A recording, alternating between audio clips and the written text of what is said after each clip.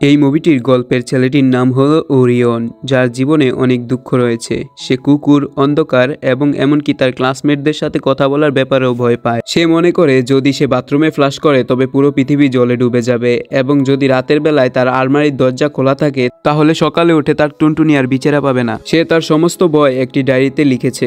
যখন শিক্ষক তাকে একটি ট্রিপে যেতে বলেন সে তা অস্বীকার করে, কারণ সে ট্রিপে যেতে ভয় পায়। তখন ওরিয়নের একটি বন্ধু, যাকে সে পছন্দ করে, তার কাছে এসে বলে, তুমি কি ট্রিপে যাচ্ছ না? আমি ট্রিপে তোমার সাথে বসবো। এই কথা শুনে ওরিয়নের মন ভেঙে যায়। সে বহুদিন ধরে তার বন্ধুকে এই কথা বলতে চেষ্টা করছিল, কিন্তু আজ তার বন্ধু নিজেই বলল। তবুও সে ট্রিপে যেতে পারেনি, কারণ তার ভয় তাকে বাধা দিচ্ছে। যখন সে বাড়িতে ফিরে যায়, ওরিয়নের বাবা মা তাকে ট্রিপে যেতে বলেন এবং ব্যাখ্যা করেন যে নতুন কিছু করার সময় সবসময় ভয় অনুভূতি কাজ করবে, এটাই স্বাভাবিক। তবে সেই কাজটি করতে হবে যাতে আমাদের ভয় দূর হয়। ওরিয়নের সবচেয়ে বড় ভয় ছিল ডার্কনেস, এর মানে হলো অন্ধকার, যা তাকে কখনোই ঘুমাতে দিত না রাতের বেলায়। এই কারণে তার বাবা মা তার প্রতি বিরক্ত হয় এবং তাকে বলে, আজ তোমাকে তোমার ভয়কে পরাজিত করে ঘুমাতে হবে, কারণ আমরা সবাই ক্লান্ত এবং আমাদের শান্তি প্রয়োজন। ওরিয়ন প্রচুর চেষ্টা করে ভয় কাটানোর, কিন্তু অন্ধকার বাড়ার সাথে সাথে ওরিয়নের ভয়ও বাড়ছিল। এক সময় এমন আসে যখন ওরিয়ন ভয় পেয়ে ক্লান্ত হয়ে যায় এবং অন্ধকারকে বলে, তুমি খুব খারাপ, তুমি শিশুকে ভয় দেখাও, আমার জীবন থেকে চলে যাও। এত কিছু শুনে অন্ধকারও দুঃখিত হয় এবং সত্যি একটি ভূত হয়ে ওরিয়নের বাড়িতে আসে। সে ওরিয়নের কাছে এসে বলে, অনেক হয়েছে, যদিও অনেকেই আমাকে ভয় পায়, কিন্তু তোমার থেকে আমি ভয় পাই, কারণ তুমি আমাকে প্রতিদিনই খারাপ বলো, এমনকি কাপুরুষের তালিকায় তুমি শীর্ষে আছো। ওরিয়ন অবাক হয়ে যায় এবং সে বুঝতে পারে না যে অন্ধকার তার সাথে কিভাবে কথা বলছে। এবং যখন বুঝতে পারে তখন অন্ধকার বলে, আমি আসলে সাধারণ একজন যে শুধু তার কাজ করছে। তবু আমি জানি না কেন কেউ আমাকে পছন্দ করে না, সবাই আমাকে ঘৃণা করে, কেউ আমাকে বোঝার চেষ্টা করে না এবং সবকিছু আমার হৃদয়কে অনেক আঘাত করে। কিন্তু আমার আর এসব ভাল লাগে না, কারণ সবাই সবাইকে পছন্দ করে কিন্তু আমাকে কেউ পছন্দ করে না, কারণ আমি তো নিজের কাজ করছি, কোনো কারোর তো ক্ষতি করছি না। কিন্তু তোমাদের মতো কিছু মানুষ রয়েছে যারা আমাকে সবসময় ঘৃণাই করে যাবে। ওরিয়নের অন্ধকারের জন্য খারাপ লাগতে শুরু করে এবং বুঝতে পারে যে অন্ধকার সত্যিই তার কথা বলছে। ওরিয়ন অন্ধকারকে বলে, আমি ভয় পেতে চাই না, কিন্তু আমি জানি না কিভাবে এই অভ্যাসটি শেষ করব। অন্ধকার তাকে বলে, তাহলে ঈশ্বরকে ধন্যবাদ, আমি আর তোমার এই ভীতিকর কণ্ঠস্বর শুনতে বাধ্য হব না। তবে তোমার এই ভয় কাটানোর জন্য আমার কাছে একটি আইডিয়া আছে।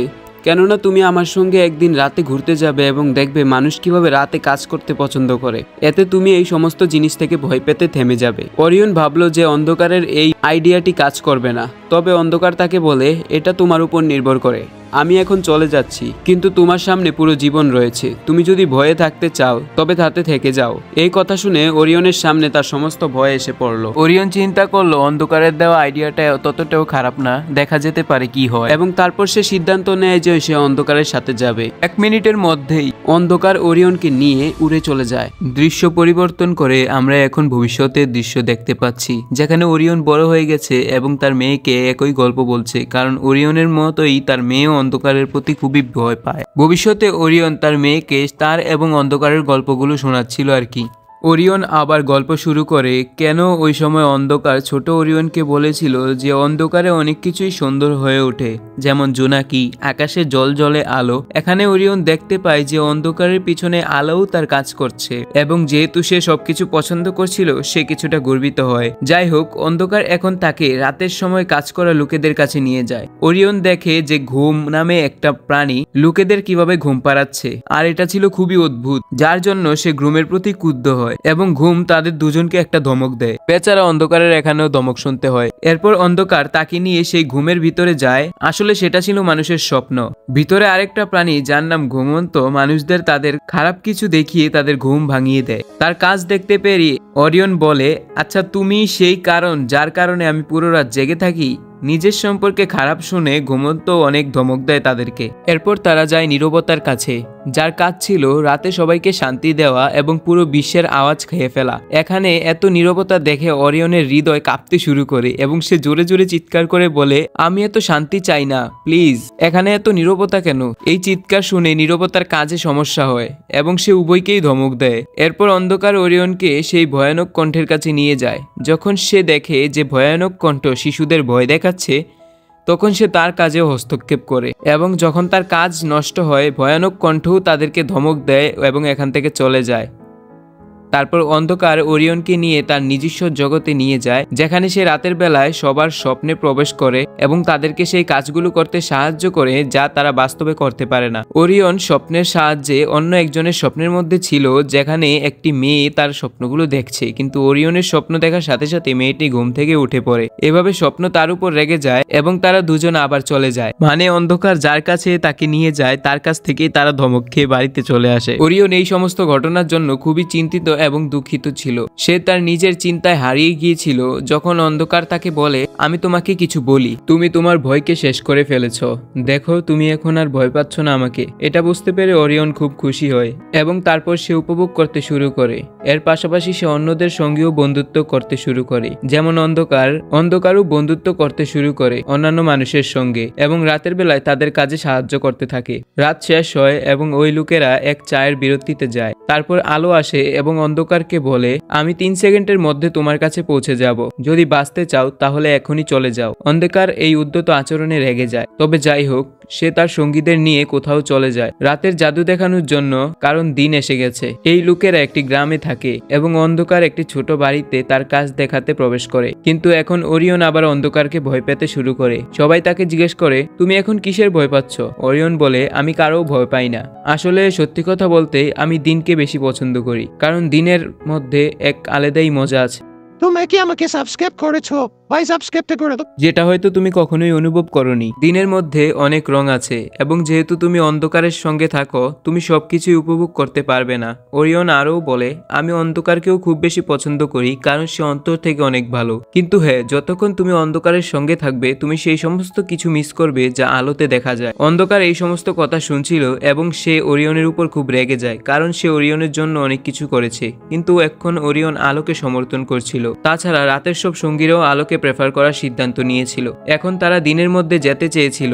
অন্ধকার আরও বেশি বিষণ্ণ হয়ে পড়ে এবং অন্ধকারকে দুঃখিত দেখে ওরিয়ন সিদ্ধান্ত নেয় তার সঙ্গীদেরকে বোঝাবে যেন তারা অন্ধকারের সঙ্গে থাকে, কিন্তু এখন তারা শোনার জন্য প্রস্তুত ছিল না। ওরিয়নের কথাগুলো তাদের মনে গেঁথে গিয়েছিল এবং তারা দিনের রং দেখতে চেয়েছিল। এর মানে তারা কেউই অন্ধকারের সাথে থাকতে চায় না, কারণ অন্ধকারে তারা দিনের সেই মজাটা আর পাবে না।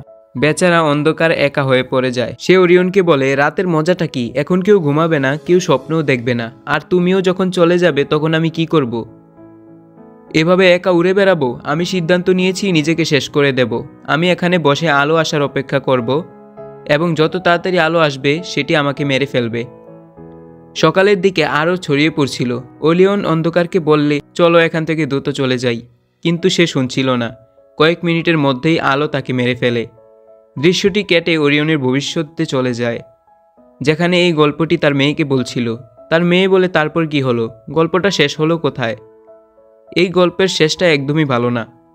ওরিয়ন জবাব দেয়, আমি কিছুই বুঝতে পারছিলাম না। তারপর ওরিয়নের মেয়ে তাকে বলে, আমি চাইলে এই গল্পটার নতুন একটি শেষ তৈরি করতে পারি, কেননা আমি তোমার অতীতে যাব। আমি এটা দেখে অনেক অবাক হলাম যে তাদের কাছে নাকি এখন টাইম মেশিনও আছে। যাই হোক, দেখি কি হয়। এই কথার বলার সাথে সাথে সেই দৃশ্য শুরু হয় যেখানে অন্ধকার নিজেকে হত্যা করছিল। সেই সময় ছোট ওরিয়ন খুবই দুঃখী ছিল। তখন একটি মেয়ে তার কাছে আসে এবং বলে, আমি তোমার সব গল্প জানি।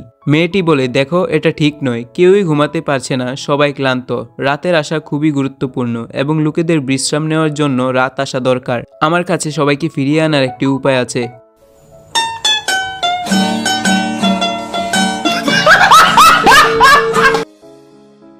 সে একটি কবিতা পড়ে যাতে রাতে সবাইকে ডাকা যায়। কবিতাটি শুনে সবাই তার কাছে ফিরে আসে, কিন্তু ওরিয়ন বলে, তুমি অন্ধকারকে কিভাবে ফিরিয়ে নিয়ে আসবে? অন্ধকার তো শেষ হয়ে গেছে। মেয়েটি জবাব দেয়, না, অন্ধকার এখনও জীবিত আছে আর সেটা তোমার স্মৃতি থেকে বের করে আনবো। তারা সবাই মিলে কাজ শুরু করে দেয়। নীরবতা শব্দ খেয়ে নেয় এবং শান্তি তৈরি করে।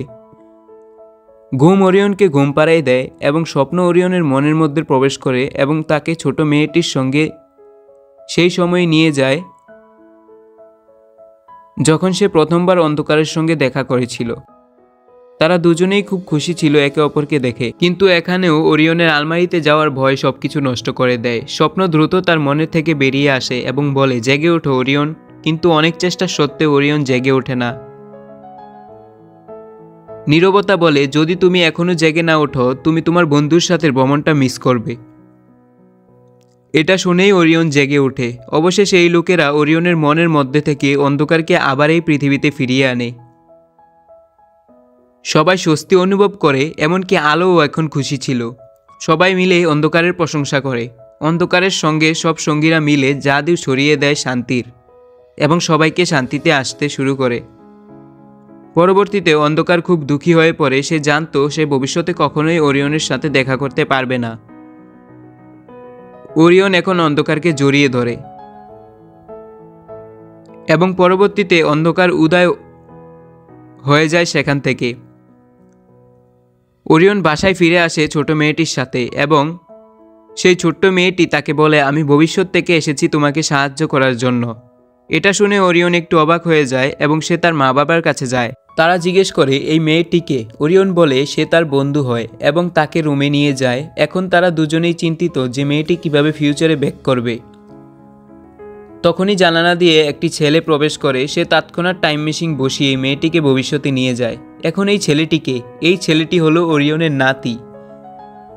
ওরিয়নের মেয়ে তার ছেলেকে সব কিছু বলেছে যে কিভাবে ওরিয়ন তার বন্ধু অন্ধকারের সঙ্গে দেখা হয়েছিল এবং তাদের সাক্ষাৎকারের কথাও সব কিছু বলেছিল।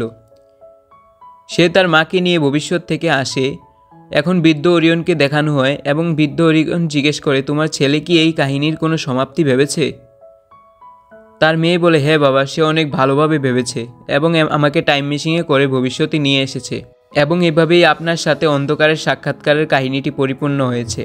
মুভির শেষের দৃশ্যে ওরিয়নের বউকে দেখানো হয়, যাকে ওরিয়ন ছোটবেলা থেকে পছন্দ করত এবং ওরিয়ন তাকে বিয়ে করে। আমরা জানতে পারি যেই ট্রিপে ওরিয়ন যেতে ভয় পাচ্ছিল, সে তার ভয়কে জয় করে সেই ট্রিপে গিয়েছিল এবং সে ওইখানে অনেক মজা করেছিল। মুভিটি এখানে শেষ হয়ে যায়। ভিডিওটা এখানেই শেষ হয়ে গেল। আর চ্যানেলটিকে সাবস্ক্রাইব, লাইক এবং ভিডিওটাকে শেয়ার করে দিও।